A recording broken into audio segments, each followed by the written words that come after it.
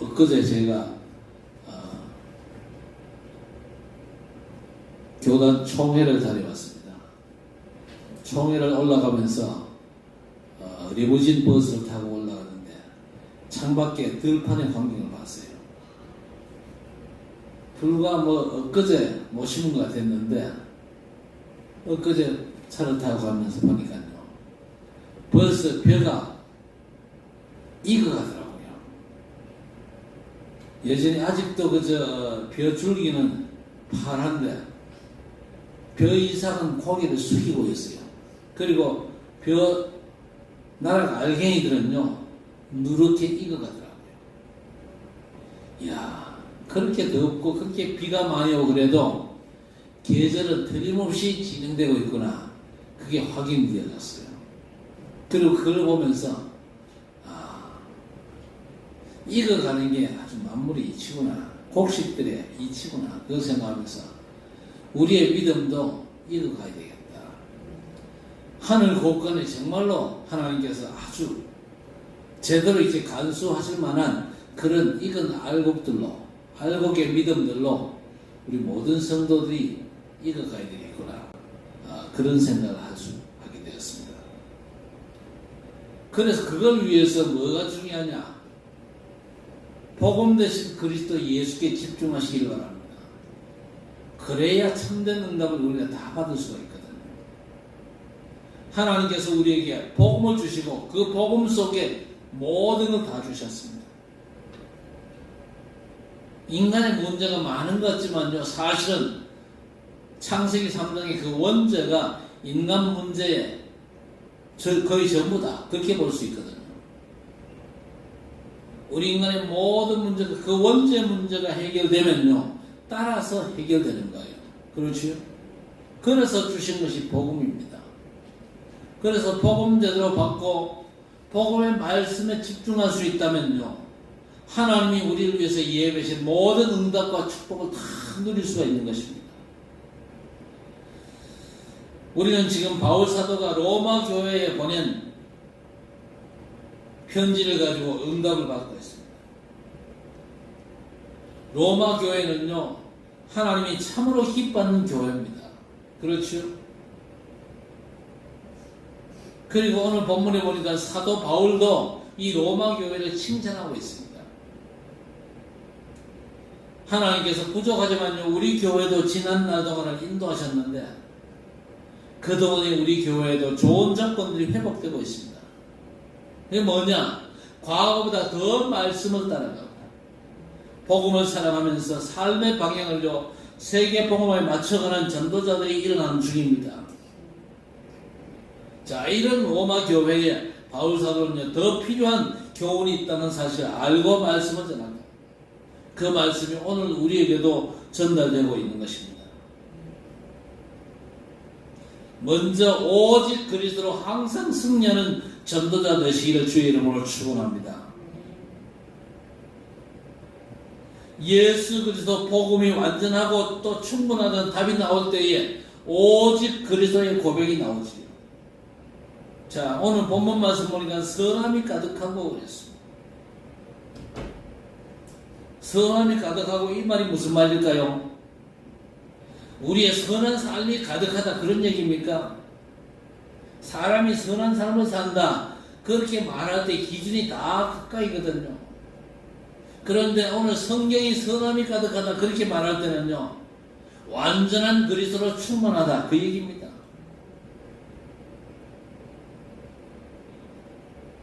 완전하신 그리스도께서 이 땅에 오셔서 인생의 문제를 본질적으로 해결하시고 지금도 믿음의 사람과 영원히 함께 하십니다. 그래서 우리는요 뭔 답을 가져야 되느냐? 우리의 구원자 예수 그리스도 복음은요 완전하고 충분하다, 그 답이 내려져야 될 것입니다. 오직 그리스도, 오직 하나님의 나라, 오직 성령 충만입니다. 성경 전체가 이 오직의 답을 향해서 집중되고 있습니다. 그리고 아브라함이나 다윗 그리고 다니엘 같은 믿음의 선진들의 삶도 이걸 충분히 증거하고 있거든요. 물론 저들의 삶에 문제가 전혀 없다, 그 얘기는 아니잖아요. 그러나 그 어떤 것도 복음 안에서는 문제가 안 되더라는 증거를 가진 증인들의 고백을 우리가 들을 수가 있지 않습니까? 다윗이 뭐라고 고백합니까? 시편 23편에 여호와는 나의 목자시니 내게 부족함이 없으리로다. 그가 나를 푸른 풀밭에 누이시며 쉴 만한 물가로 인도하시는도다. 이 고백을 읽으면서 이 고백이 우리 모든 성도들의 고백이 되었으면 좋겠습니다. 내 영혼을 소생시키시고 자기 이름을 위하여 의의 길로 인도하시는도다 그랬습니다. 하나님의 절대적인 인도하심이 있는 것이죠. 그리고 뭐라고 그랬습니까?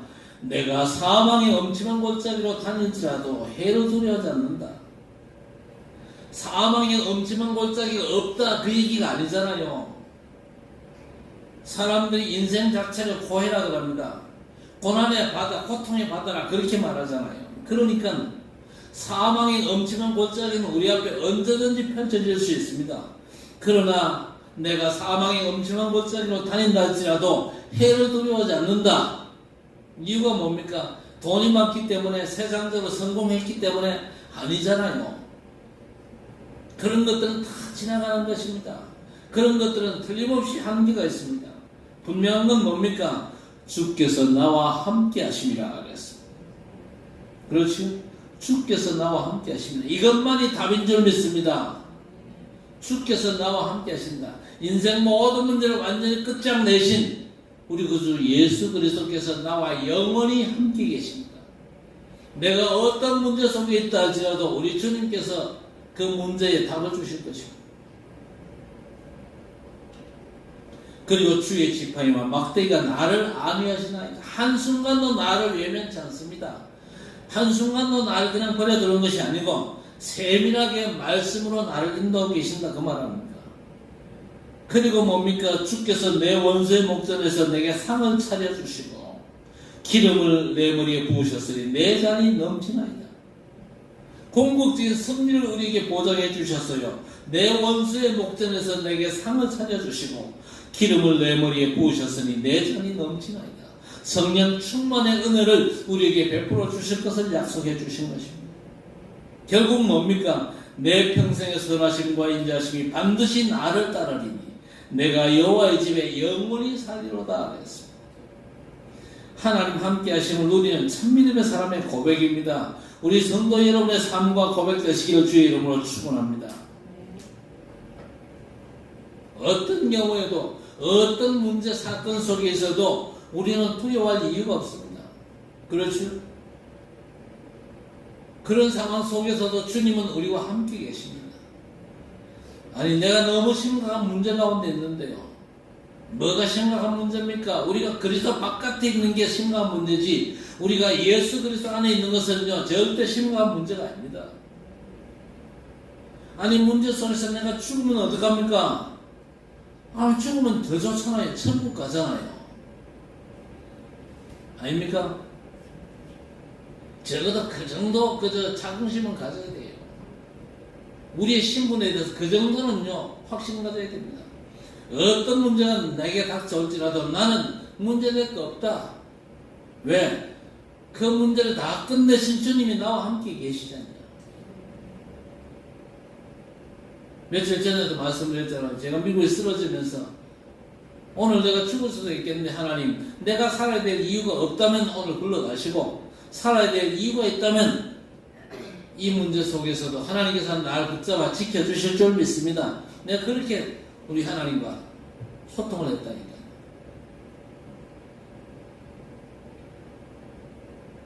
언제나 하나님은 하나님의 뜻을 주십니다. 그렇죠?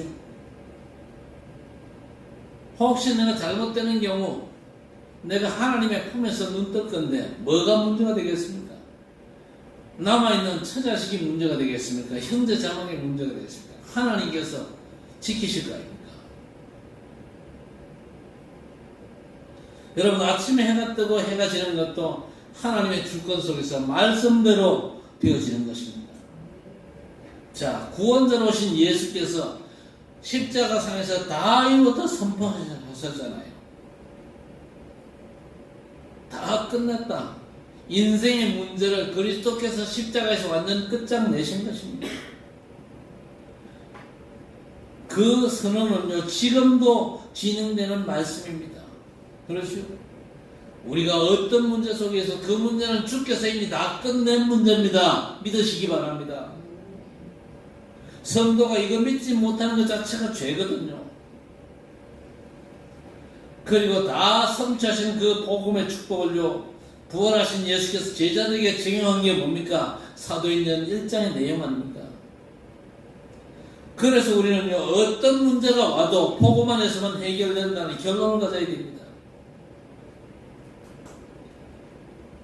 그래서 사도행전 1장 4절 삶의 모든 현장에서 그리스도의 응답이 올 때까지 우리는 오직의 비밀을 누리면서 기다려야 될 것입니다. 제자들이 이제 나라의 회복을 질문했을 때도 예수께서는요, 그보다 중요한 말씀을 하셨어요. 사도행전 1장 7절에서 8절 성령 역사가 없는 나라가 회복하고 독립하고 그래봤자 가치가 없다는 거죠. 우리가 하나님 나라 임재 바깥에서 돈 벌고 성공하는 것보다 차라리 어려움 속에서도 주님을 온전히 바라볼 수 있다면요, 그게 훨씬 낫다는 말씀입니다. 이렇게 로마 교회 성도들은요, 그리스도 완전한 복음의 결론이 난 사람들이었습니다. 로마의 성도들이 이 완전한 그리스도의 결론을 가졌기 때문에 오직 그리스도가 아니면 안 된다는 이유를 알았던 사람들이거든요. 그리스도가 아니면요, 하나님을 알 수도 없잖아요. 만날 길이 없잖아요. 그리스도가 아니면요, 우리의 죄와 저주, 재앙, 그리고 지옥의 문제 절대로 해결이 안 됩니다. 그리스도가 아니면요, 가짜 왕노는 그 사단을 꺾을 수 있는 능력이 없지 않습니까? 그래서 우리는 오직 예수 그리스도 복음만이 살 길이라는 걸 우리가 아는 것입니다.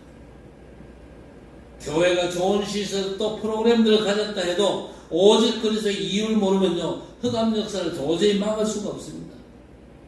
우리가 그리스도 충만치 못하고 희미해지면요, 곧바로 흑암의 역사가 치고 들어갑니다. 흑암 역사는요, 빛만을 두려워하지 그 어떤 것도 두려워하지 않습니다. 우리 성도들이 오직 그리스도의 답을 누릴 때만 사단과 흑암 세력은 한 길로 왔다가도 7길로 도망가는 줄 믿습니다. 바울 사도가 하나님께서 세상의 지혜자들보다 무식자들 부르신 이유, 강자보다 약자들 불러가지고 복음의 능력을 알게 하셔가지고 사용하셨다는 사실을 알았던 겁니다. 우리가 연약하고 무능하다 할지라도 인생 모든 문제를 완전 끝장내신 그리스도께서 하늘 보좌 우편에 계시면서 동시에 우리 믿음의 사람들과 영원히 함께 계심을 알고 누려야 될 것입니다. 고린도전서 1장 2절 이하에 하나님께서 복음도 없이 내 가진 것 가지고 행세하려는 사람들을 부끄럽게 하시기 위해서 없는 사람, 그리고 약한 사람을 택하셨다는 겁니다. 우리가 가진 게 없고 우리가 별로 배운 게 없다 할지라도 두려워할 이유가 전혀 없는 겁니다. 나와 함께 계신 그리스도로 세상에 오만 거 다 가진 사람보다 더 크게 우리 주님께 쓰임받을 수가 있는 것입니다. 그래서 하나님 역사의 절대 기준이 뭐냐? 언제나 그리스도의 비밀을 가진 자로부터 했습니다. 그게 하나님 역사의 절대 기준입니다. 아무리 세상 것을 많이 가져도 하나님의 그리스도의 비밀이 없으면요, 그 사람은 하나님께 쓰임받을 수가 없는 것입니다. 먼저 요셉을 한번 보세요. 이 사람은 노예로 팔려간 사람 아닙니까? 그리고 투옥된 죄수였습니다. 인간적으로 볼 때, 세상적으로 볼 때 최악의 조건이었지만요, 하나님이 함께해서는 비밀을 가진 자였습니다. 그러니까 세상 서밋들을 너끈히 살려내고 나라조차 살려냈던 것입니다. 예수께서 불렀던 제자들도 보세요. 세상 조건 가진 자들이 아니었거든요. 별 볼 일 없는 갈릴리의 어부, 그리고 남들이 손가락질할 세리 같은 사람,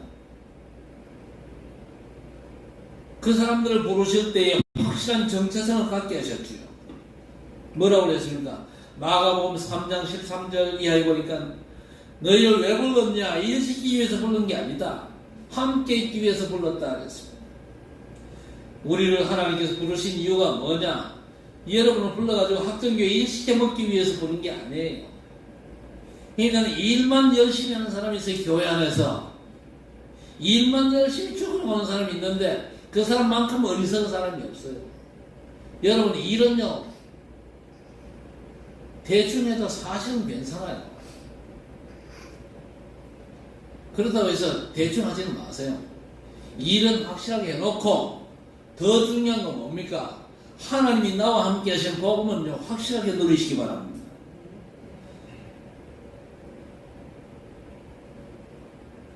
함께 있기 위해서 불렀다 그러거든요. 전능하신 창조주 하나님께서 함께 하시는 이 부족함이 없는 신분을 알고 누리게 되시기를 바랍니다. 그리고 또 나가서 전도도 하며 그랬습니다. 여러분, 성도의 열심히 중요하지 않습니다. 하나님께서 함께 하신 임마누엘의 축복 누림이 우선이거든요.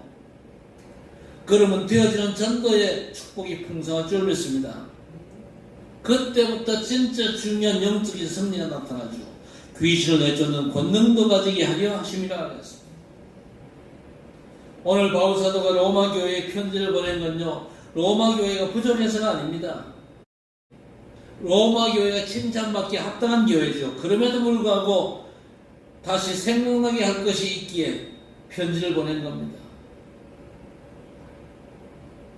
강요하는 게 뭡니까? 다르게 할 게 별거 없고 말씀 잘 받으라는 겁니다. 사람들은 자꾸 새로운 말씀 듣기를 좋아하는데 바울은요 들었던 복음의 말씀을 계속 들어야 한다는 걸 강조하고 있습니다. 그래서 우리 성도들은요 그냥 귀를 즐겁게 하는 그런 말씀 기대하지 마세요. 귀를 즐겁게 하는 건요 텔레비쇼에 많이 나오잖아요. 영혼을 살리고 영적 싸움에 보탬이 되는 능력 자체인 이 복음 말씀에 집중하셔야 됩니다. 창세기 찬송가 497장에 이 말씀 들은 사람 또 듣기 원하고 목말라 사모하니 그랬습니다. 바로 그거거든요. 찬송가 205장에도 나 항상 듣던 말씀 또 들려주시오. 이것이 우리의 찬송되기를 바랍니다. 우리 육신의 가장 친한 친구는 누굽니까? 세상입니다. 그리고 그 세상을 주관하는 존재가 바로 사단이요. 세상 왕, 그리고 세상 임금 그랬잖아요. 이 사단은 언제나 광명의 천사 같은 다른 걸 붙잡게 해가지고 복음 놓치게 하는 전략을 아주 집요하게 구사합니다. 복음 안 나고 다른 걸 기대하지 말아야 될 것입니다. 세상은요 두세 번 들으면 별 영향 가치가 없어요. 복음만큼은요 듣고 들어서 각인 뿌리 치료돼야 되거든요. 하나님 앞에 서는 날까지 성도는요 복음의 말씀만 양식으로 삼아야 할 것입니다. 그래서 우리 주님께서 가르치셨잖아요. 일용할 양식을 달라고 기도해라. 그 양식은요 육신의 양식에 국한된 게 절대 아니거든요. 더 중요한 영적인 양식입니다. 다른 게 아니잖아요. 복음의 말씀이요. 그래서 성도는요 어쨌든지 예배에 성공하셔야 됩니다. 예배를 통해서 내 영의 양식되는 하나님의 말씀을 잘 받아야 됩니다. 그래야만요 확신 속에 증거가 나타나는 겁니다. 하나님께서 응답을 매일 주시지만은 말씀을 정확하게 붙잡지 못하면요 응답을 확인할 수가 없어요. 그러면 결국 피곤해집니다. 다른 걸 구하게 되는 거죠. 그러나 우리가 살았고 운동력 있는 복음 말씀을 늘 듣고 집중 지속하면요 가면 갈수록 확실해지는 담대한 전도자로 세워질 것입니다. 자, 우리가 또 누굽니까? 모든 민족 앞에 복음 제사장으로 설 사람들입니다. 우리는 그리스도 안에서 만인 제사장들이거든요. 제사장은 구약시대의 직분 아닙니까? 제사장을 통해서만 백성들이 죄와 저주를 해결토록 하셨습니다. 그리고 레위 지파 중에도 아론의 후손이 제사장직을 감당케 하시죠. 그리고 제사장은 대대로 세습되고, 그러나 아론이 훌륭해서도 아니고 잘해서 제사장으로 세운 건 더더욱 아니거든요. 사실 이 아론인 사람이 어떤 사람이었습니까? 광야에서 모세가 호렙산에 하나님의 말씀 받으러 올라갔는데 괜히 더디 내려와요. 처분으로 금송아지를 만들어가지고 우상 숭배를 조장했던 그런 죄인이었습니다. 그런데 하나님은 그런 죄인을 택해가지고 세우셨거든요. 그래서 모든 제사장의 직분은요, 자격 때문이 아닙니다. 자기가 갖춰가지고 세워진 게 아닙니다. 하나님께서 은혜로 주신 직분입니다. 자, 그런데 이제 완전한 제사장 되신 그리스도께서 이 땅에 오셔서 구약 제사장직을 완성하셨거든요. 예수님의 사역이 완성된 후에는요, 모든 하나님의 자녀가 예수 믿을 때 성령으로 기름 부음 받아가지고 막바로 제사장이 되는 줄 믿습니다. 우리가 이 말씀 각인을 위해서 예배를 마치고 서로 제사장 김담노님, 제사장 장권사님, 그렇게 한번 인사해 보시기를 바랍니다. 네, 우리 모두가 만인 제사장이거든요. 우리 모두가 현장의 저주 재앙을 막을 수 있는 엄청난 비밀을 가진 제사장들입니다.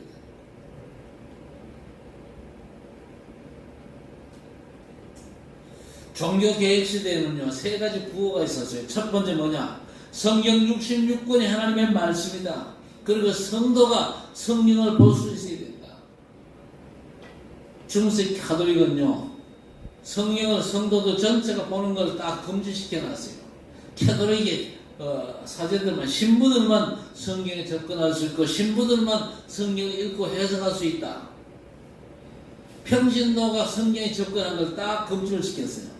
종교 계획이 뭡니까? 모든 성도가 하나님의 말씀을 접할 수 있고 하나님의 말씀을 해석할 수 있는 그런 권한이 있다고 하는 겁니다. 두 번째, 구원은 오직 믿음으로만 받는다. 행위로 받는 게 아니다.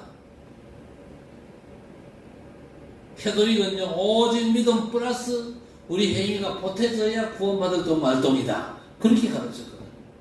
그건 잘못된 겁니다. 오직 예수 믿음으로만 구원받는다. 그리고 세 번째는 뭡니까? 신부만 제사장이냐? 아니다. 모든 성도가 다 제사장이다. 만인 제사장. 그렇죠? 성경이 그렇게 말하잖아요. 모든 믿는 자가 왕같은 제사장이야. 그렇게 말씀합니다. 이 제사장은요, 하나님과 단절된 관계를 회복시키는 사명을 가진 사람입니다. 지금은 모든 전도자가 만인 제사장입니다.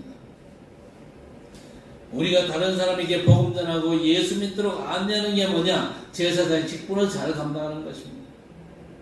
오늘 16절에 뭐라고 그랬습니까? 이 은혜는 곧 나로 이방인을 위하여 그리스도 예수의 일꾼이 되어 하나님의 복음의 제사장 직분을 하게 하사 이방인은 제물로 드리는 것이 성령 안에서 거룩하게 되어 받으실 만하게 하려 하심이라 그랬습니다. 이방인을 제물로 드린다. 이게 무슨 얘기입니까? 이방인도 예수 믿도록 해가지고 하나님께 산 제물로 드린다. 그 얘기입니다. 그래서 로마서 12장 1절에 너희 몸을 하나님이 기뻐하시는 거룩한 산 제물로 드리라. 이는 너희가 드릴 영적 예배니라 그랬습니다. 이방인들도 구원받고 하나님의 제물로 하나님의 인도받도록 하는 사람이 바로 이방 제사장입니다.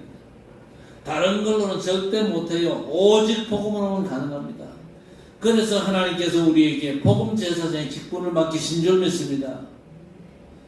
이건 우리 의지 가지고 감당이 되는 게 아니거든요. 뭘로 됩니까? 성령의 역사로 되는 게 전도 제사장입니다. 무디 목사님은요, 세계를 다니면서 복음을 전했던 사람이었어요. 사실 이 사람은요, 초등학교밖에 나오지 않았던 무식자였어요.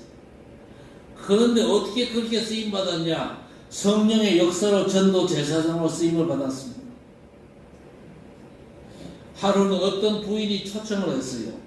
그 남편에게 복음을 전하게 됐는데 이 남편이 변호사입니다. 얼마나 딱딱한지요.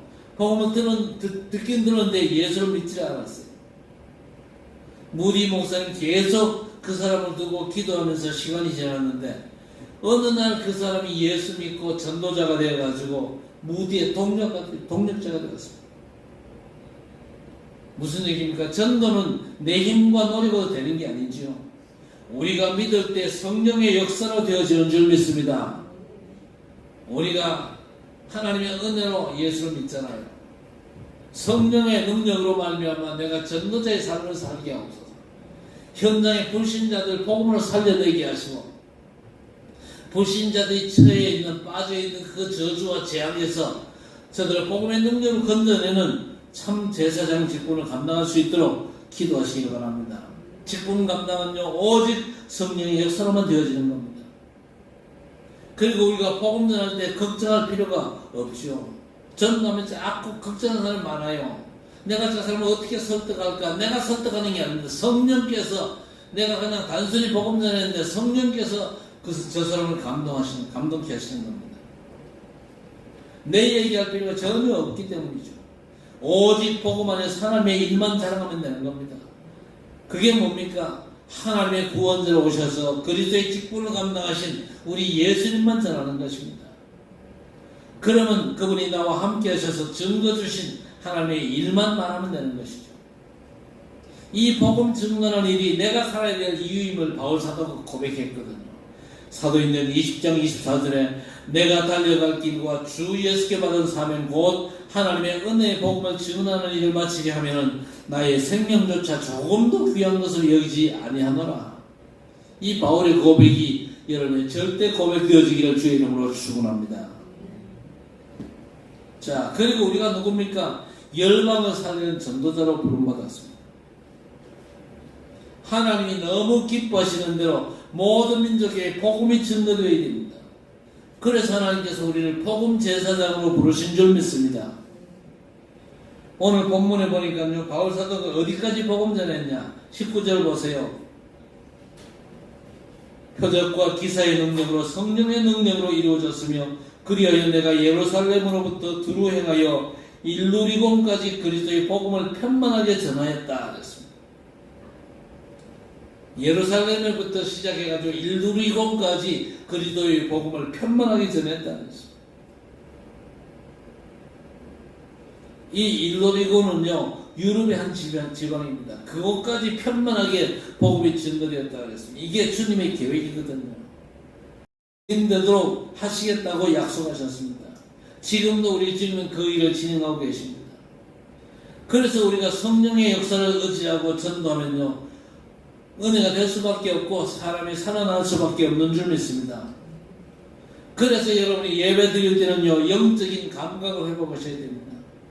삶과 전도의 감각까지도 회복하고 현장으로 가시기를 바랍니다. 우리가 성령 충만함 속에서 말씀 따라간다면 반드시 여러분 사는 동네에 변화가 일어나죠. 그리고 동네에 사는 사람들에게도 변화가 일어날 줄 믿습니다. 그러면서 바울 사도관은 또 뭐라고 얘기합니까? 그리스도를 모르는 곳에 먼저 복음이 증거되어야 된다. 그랬죠. 20절에 또 내가 그리스도 이름으로 부르는 곳에는 복음을 전하지 않기로 힘썼노니 이는 남의 터 위에 건축하지 아니하려 함이라 그랬습니다.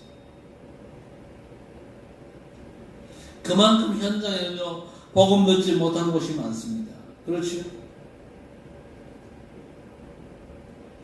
고린도전서 4장 15절에 보니까 가르치는 사람인 스승은 많은데 아버지는 많지 않다 그랬습니다.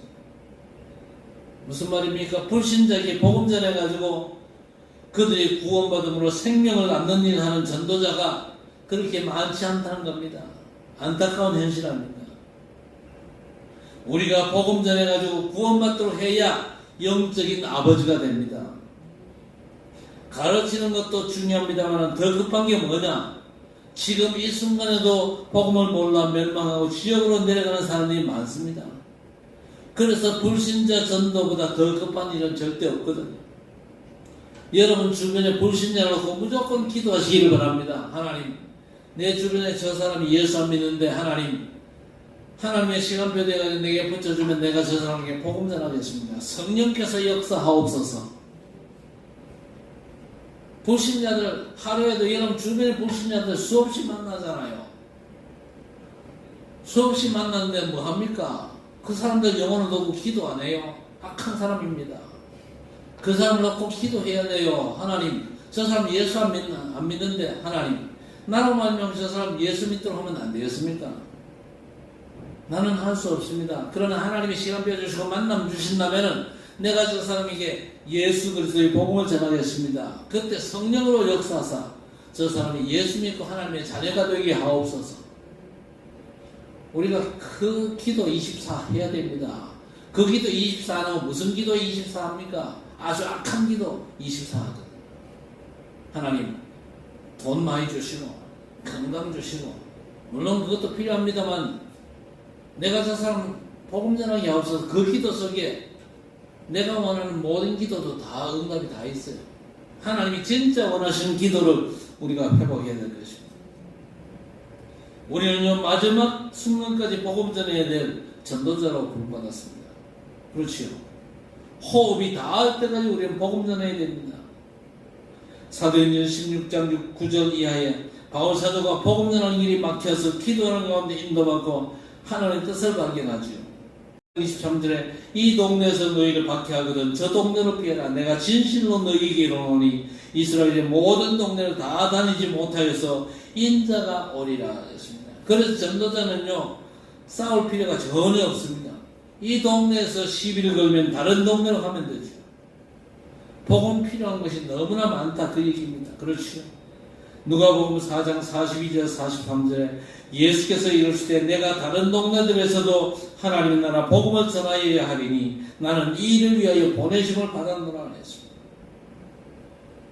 건강하고 사업 잘 되고 자녀들 잘 되는 것도 맞지만요 그게 우리 사는 진짜 이유는 아니거든요. 우리에게는 복음 사명이 다하는 날이 죽는 날입니다. 그렇지요. 내가 진짜 복음 사명 다하는 날까지 전도자로 살아가게 하옵소서. 일단 우리가 기도 24 들어가면 돼요. 하나님께서 내게 주신 사건과 만남, 모든 일 속에서 하나님, 이 모든 것들이 전도자의 삶을 이루는 축복의 일들이 되게 하옵소서. 축복의 사건 되게 하시고 축복의 만남이 되게 하옵소서. 24 기도하셔야 됩니다. 무릎 꿇고 잠 안 자면서 금식해가면서 24 기도 그만이 아니잖아요. 내 정상적인 삶을 살면서 모든 문제, 사건, 만남 속에서 하나님의 절대 계획이 이루어지도록 우리가 기도하는 게 당연한다는 것입니다. 세상 모든 건요 계속되는 실증이 납니다. 그러나 하나님의 복음은요 제대로 은혜 받으면 들으면 들을수록 새로운 겁니다. 주의 인자는 끝이 없고 그 자비하심이 무한하다 그랬습니다. 여러분 꼭 기억하시기 바랍니다. 우리가 누굽니까? 제사장입니다. 왕같은 제사장입니다. 제사장은요 책임자입니다. 그렇죠. 그래서 우리가 먼저 은혜 받으면요 주변 환경이 변화되고 다른 사람도 살아나게 되어 있습니다. 그리고 우리 삶의 방향과 기준이 뭐냐? 그리스도를 모르는 사람에게 그리스도를 알게 하는 거예요. 그래야 저들의 죄 문제가 해결되고 저들이 빠져있는 저주, 재앙, 지옥 문제가 해결될 거입니다. 뭔가를 결정하고 선택할 때도 이 기준을 적용해야 됩니다. 가장 중요한 건 뭡니까? 하나님과 동행하는 삶입니다. 말씀 따라 하나님과 동행하는 삶이에요. 하나님께서는 언제나 말씀으로 우리와 동행하시거든요. 그래서 말씀 따라가는 게 하나님과 동행하는 겁니다. 이 감각을 최고 흐름으로 회복하셔야 됩니다. 그렇죠? 다른 감각이 최고조에 오르면요 그건 멸망의 길입니다. 하나님과 말씀 따라 동행하는 감각이 저와 여러분께 최고의 감각으로 올라와 있어야 됩니다. 최고의 감각으로 회복하고 누리면서 말씀의 응답을 찾아내는 우리 전도자 되시기를 주의 이름으로 간절히 축원합니다. 하나님 감사합니다. 재앙과 저주에 지옥 권세에 빠져 고통당하는 불신 이방의 구원을 위해서 우리를 하나님의 복음 제사장으로 불러주심을 감사합니다. 오직 그리스도 안에서 항상 승리케 하시고 그리스도 그 엄청난 왕같은 제사장으로 우리를 불러서 이방인들을 살리게 하시니 감사합니다. 이방인들을 살리는 최고의 제사장 되게 하시고 그 일을 위해서 하나님의 말씀 따라 하나님과 동행하는 이 축복 영적인 감각이 최고조에 올라올 수 있도록 24시 그 비밀 누림에 주의 백성의 삶이 온전히 올인할 수 있도록 하나님 역사해 주옵소서. 예수님의 이름으로 간절히 기도드리옵나이다.